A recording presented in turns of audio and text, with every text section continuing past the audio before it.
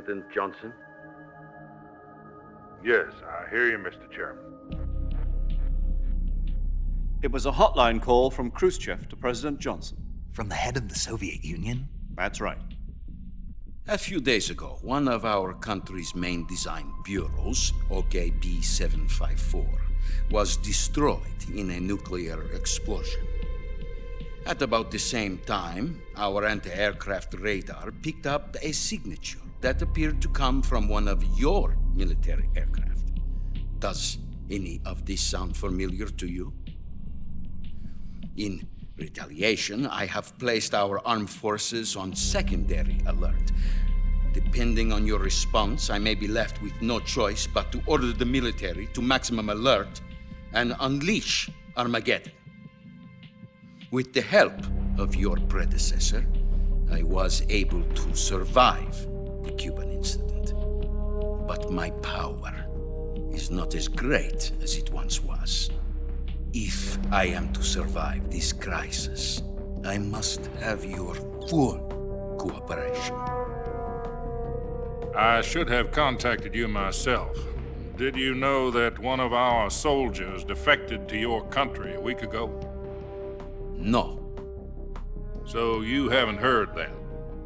The man who arranged the defection was a GRU colonel by the name of Yevgeny Borisovich Volgin. Volgin, of the Brezhnev faction.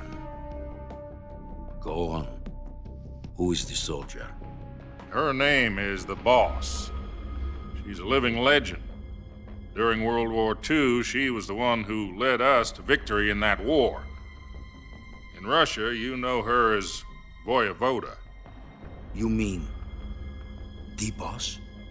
The mother of your special forces? Yes, that's the one. And she took 2 miniature nuclear shells along with her. The Boss took 2 miniature nuclear shells.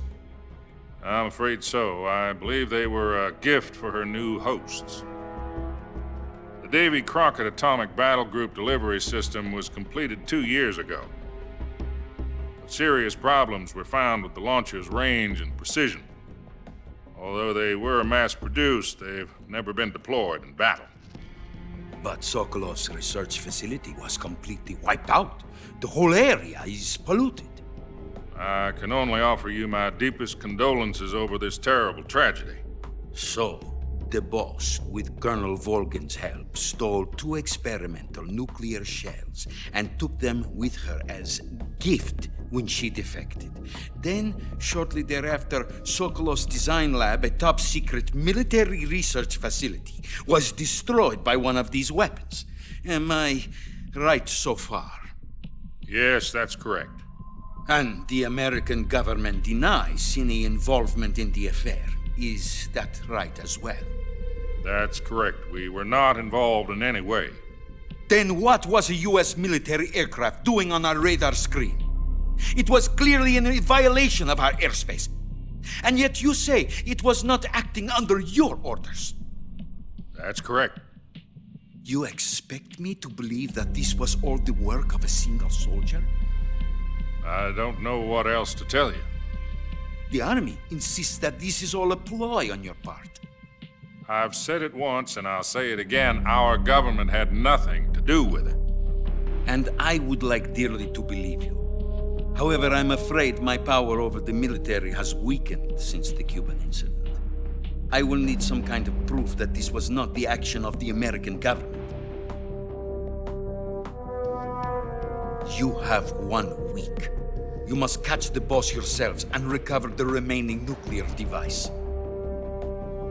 Then, you must find some way to prove your innocence. Prove our innocence? Yes, preferably something painful. Prove to me that this is not merely another one of your tricks. The Boss should be close to Colonel Volgin. How about a little coaction? I would not expect too much if I were you. The political situation here is unstable. And Colonel Volgin is a member of the Brezhnev faction, which seeks to topple my government. 1 week. You have only 1 week. And if it is not too much to ask, do something about Volgin as well. What is that supposed to mean? Nothing. It means nothing. Call it a modest gentleman's agreement to ensure our continued relationship. What if we can't prove our innocence? Then I will be unable to restrain the military. I will be ousted, and they will seek their revenge. A nuclear attack on the United States?